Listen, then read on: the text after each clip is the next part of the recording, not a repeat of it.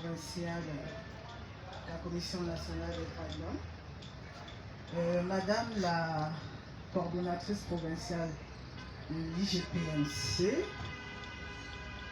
chers coordonnateurs et coordonnatrices des organisations de la société civile et particulièrement des organisations non gouvernementales des droits de l'homme, chers académiciens, chers clubistes également des droits de l'homme, chers jeunes, bonjour. Ceci n'est pas une allocution, mais simplement je souhaiterais vous faire l'économie de manière bien sûr non exhaustive des activités qui ont été prévues par le Bureau conjoint des Nations Unies aux droits de l'homme dans le cadre de la célébration du 75e anniversaire de la Déclaration universelle des droits de l'homme. Comme vous le savez, document fondateur qui a forgé le système de protection des droits de l'homme et par lequel et qui a inspiré énormément de conventions et de traités internationaux, y compris qui ont été repris, ça a été dit ici par la représentante de la société civile dans la constitution de la RDC. Comme vous le savez, la Déclaration universelle des droits de l'homme a été, je pense, le document le plus traduit dans le monde, en 500 langues.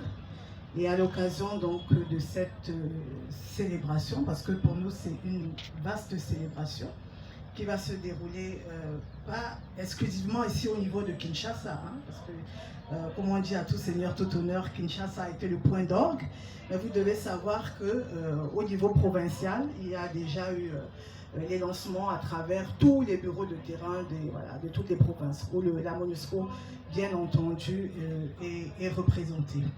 Donc, ça a été dit par monsieur le coordonnateur du bureau de terrain. La campagne annuelle s'intitule Initiative DUDH 75. Je pense que les 3 axes ont déjà été soulignés ici dans son allocution. Promouvoir l'universalité des droits de l'homme, c'est juste à titre de rappel. Forger l'avenir et puis renforcer l'écosystème des droits de l'homme.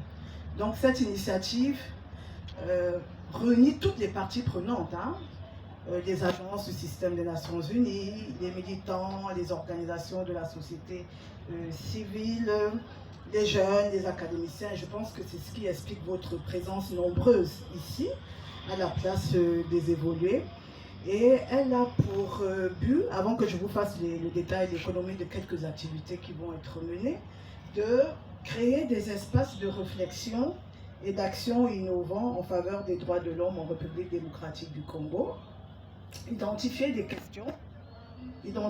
questions sur lesquelles nous devrons concentrer notre plaidoyer auprès du gouvernement et des autres parties prenantes pour un engagement, parce que ça c'est important. Un des points importants de cette initiative, c'est de susciter des engagements pour générer des changements. Et puis l'initiative également met un accent sur le travail qui doit être fait avec les jeunes militants. Vraiment, la jeunesse est à l'honneur. Et vraiment, je vous salue encore, jeunes académiciens et chers clubistes des droits de l'homme. La jeunesse est à l'honneur de travailler avec les jeunes militants locaux des droits de l'homme et d'autres militants influents dans des campagnes médiatiques et des médias sociaux pour aider à faire pression pour obtenir des engagements et des promesses. Ça, c'est vraiment important. Il faut vraiment pouvoir renforcer les plaidoyers sur plusieurs questions importantes des droits de l'homme, et ça avec vraiment le concours de la jeunesse qui va peser vraiment de son poids dans le cadre donc, de cette campagne. Qu'est-ce qui est donc prévu? Et comme je vous ai dit tout à l'heure, la liste n'est pas exhaustive parce que le bureau conjoint a un long chapelet d'activités qui sont prévues. Nous allons mettre un premier accent sur la vulgarisation, bien entendu. La vulgarisation de ce beau document de 30 articles. Mon estimée sœur Yéyette a parlé de livre de chevet. J'ai beaucoup aimé. Donc on va vulgariser. Je vous ai dit que c'était un document traduit en 500 langues. Au niveau de notre pays, la RDC, On va juste rééditer, parce que ça avait déjà été fait, la déclaration, bien entendu en français, ça se conçoit, mais également dans les 4 langues nationales, avec des affiches, format livret de poche, des pliants, vous voyez, on a tous ces roll-ups. Donc ça sera vraiment les 4 langues, pour que ça touche le maximum de personnes, hein, dans toutes les provinces de la RDC. Il y aura des couvertures cahiers scolaires en partenariat avec l'UNICEF. Donc vraiment le premier acte, c'est cette traduction dans les langues nationales. Ensuite, il est prévu également un lancement de la campagne dans les différentes plateformes digitales. Vraiment, je pense que dans l'axe forger l'avenir, c'est vraiment de mettre un accent sur toutes les technologies innovantes. Pas les nouvelles technologies, mais les technologies de l'information et de la communication. Et Dieu seul sait combien de fois aujourd'hui, les réseaux sociaux, toutes ces plateformes peuvent être des outils très très importants, des vecteurs très très importants pour pouvoir diffuser l'information. Et là-dessus, également, nous allons mettre un accent particulier et à contribution les jeunes académiciens et les clubs des droits de l'homme pour faire cette campagne digitale de la vulgarisation des 30 articles de la Déclaration universelle sur WhatsApp, sur Twitter, sur enfin, toutes les plateformes que vous connaissez. Ensuite, on a prévu, toujours dans le cadre de la visibilité, de mettre à l'honneur la déclaration à travers les communes de la ville de Kinshasa. Bien entendu, on pourra parler dans les 24 communes, avec des grands spots publicitaires, des grands panneaux qui vont occuper nos espaces publics, avec quelques articles de la Déclaration universelle, on ne pourra pas en prendre tous, qui seront donc traduits en langue nationale, et puis également une campagne SMS. Toujours dans le volet médiatique, nous avons prévu la conception de spots télévisés sur des articles au choix. Tous les 30 articles sont importants, mais on va prendre quelques-uns, comme l'exercice qui a été fait aujourd'hui, avec l'explication de quelques articles de la Déclaration universelle, et nous allons faire donc ces spots à travers certains médias qui vont être choisis. À ce titre, il y a un plan de communication déjà qui a été élaboré par la section de l'information de la communication stratégique dans MONUSCO, qui est en cours de validation pour voir comment on pourra occuper tous les espaces des médias traditionnels pour justement faire donc des spots sur les droits des femmes, enfin les droits catégoriels, les droits des femmes, les droits des enfants, les droits des personnes vivant avec handicap et tout ça. Tout ce qui sont contenus dans la Déclaration universelle des droits de l'homme, puisque je vous ai dit tout à l'heure que ça a inspiré toute l'architecture du système de protection des droits de l'homme, donc toutes les conventions et les traités.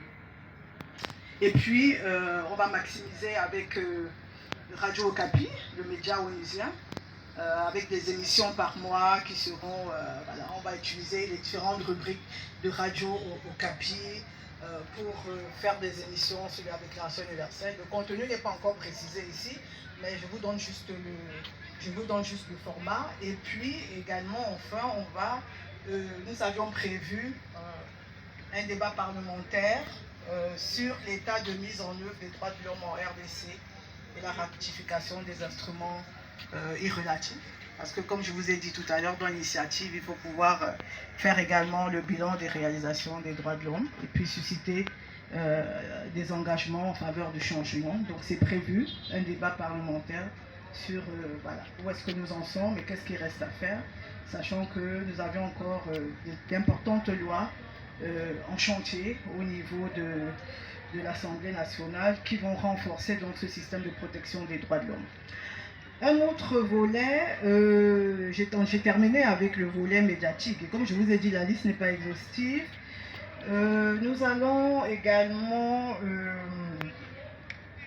soutenir les activités de sensibilisation qui seront faites par vous tous, par toutes les parties prenantes. Et Dieu seul sait que je sais que les organisations de la société civile ont déjà commencé à être mobilisés parce que aujourd'hui c'est le lancement officiel, mais la campagne a commencé depuis le 10 décembre 2022.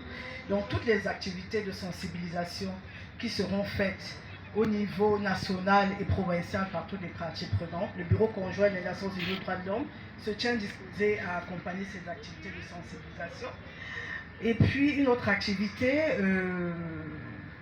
ça sera un lancement d'un appel conjoint, c'est comme ça qu'on l'a intitulé.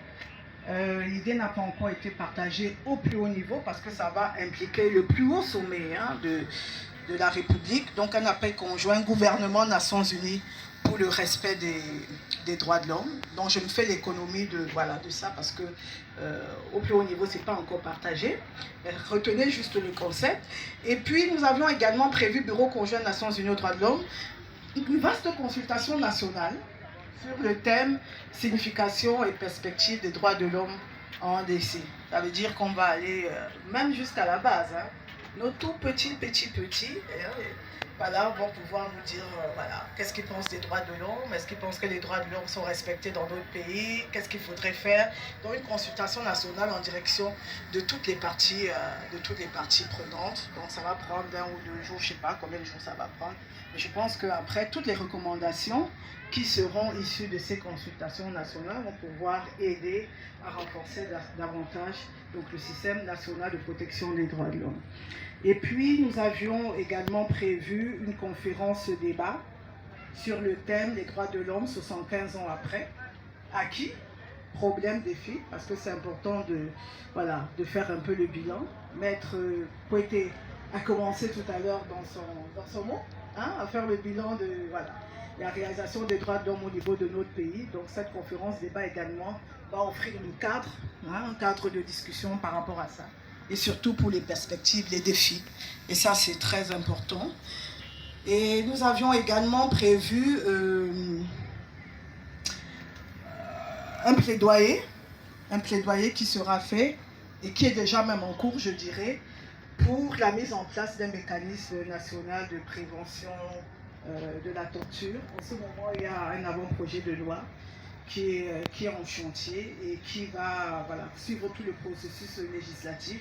Donc ce mécanisme national de prévention de la torture, c'est un mécanisme qui est très important et qui a été recommandé par le sous-comité contre la torture. Donc c'est également un truc que nous allons capitaliser à la fin de cette campagne parce que comme vous le savez, au 10 décembre 2023, on va faire le bilan de tout ce qui a été fait au niveau provincial et au niveau national. Et puis on va essayer de voir quels sont les résultats. Donc ça va faire partie vraiment d'un bilan fort qui va être présenté à l'issue de la campagne le 10 décembre 2023. Et puis nous avions également prévu une brochure sur le travail du bureau conjoint. C'est important également que nous mettions en avant tout ce que nous faisons, Bureau conjoint des Nations Unies aux droits de l'homme. Depuis que nous sommes là, depuis 1996 jusqu'en 2023, donc on va éditer cette brochure à l'occasion de cette journée, pour nous mettre également à l'honneur, c'est pas pour dire qu'à tout seigneur, tout honneur, mais sans fausse modestie, nous accompagnons également au changement, nous accompagnons également à renforcer la responsabilité des acteurs étatiques et c'est important que nous mettions ce travail à l'honneur à l'issue de cette campagne. Je pense que je vais peut-être m'arrêter là. Il y a beaucoup, vous voyez, j'ai beaucoup de feuilles, mais vraiment, ça c'est juste une partie des activités. Et je sais que dans l'immédiat, comme je disais, nous mettons vraiment à contribution nos jeunes. Il y a des séances de sensibilisation qui vont commencer dans les écoles. Je parle sous le contrôle du bureau de terrain de Kinshasa, avec les académiciens. Je pense que certains sont là, qui vont faire la vulgarisation de la Déclaration universelle des droits de l'homme simplifiée. Donc il y a des séances de sensibilisation qui vont commencer, je pense, cette semaine ou la semaine prochaine, parce que nous sommes déjà vendredi. Donc chers distingués invités ou assistances, de manière non exhaustive. N'hésitez pas également à partager avec nous ce que vous comptez faire dans le cadre de l'initiative DUDH 75, parce que, comme je vous ai dit, c'est une initiative qui nous rassemble tous. Nous sommes tous rassemblés autour de cet idéal commun, parce que la Déclaration universelle reste encore un idéal commun que nous avions en partage. Donc n'hésitez pas à partager ce que vous avez prévu de faire pour que nous également, le bureau conjoint, on puisse vous accompagner d'une manière ou d'une autre dans ces activités de sensibilisation. Donc voilà, de manière non exhaustive, ce que le bureau conjoint des Nations Unies aux droits de l'homme a prévu de faire à l'échelle provinciale. Donc l'unité RIR avec le bureau de terrain de Kinshasa. Et je voudrais rappeler également qu'on a toutes les journées, les célébrations des journées internationales qui s'inscrivent également dans cette perspective d'initiative DUDH 75. Nous avions dans quelques semaines la journée internationale de sensibilisation sur l'albinisme, le 13 juin. Nous avions le 26 juin également la journée de la torture. On a le 15 septembre la journée de la démocratie. Donc toutes les journées qui seront célébrées dans cet espace de temps jusqu'au 10 décembre vont vraiment être inscrites sous le sceau et sous la vulgarisation de la Déclaration universelle des droits de l'homme. J'ai dit et je vous remercie.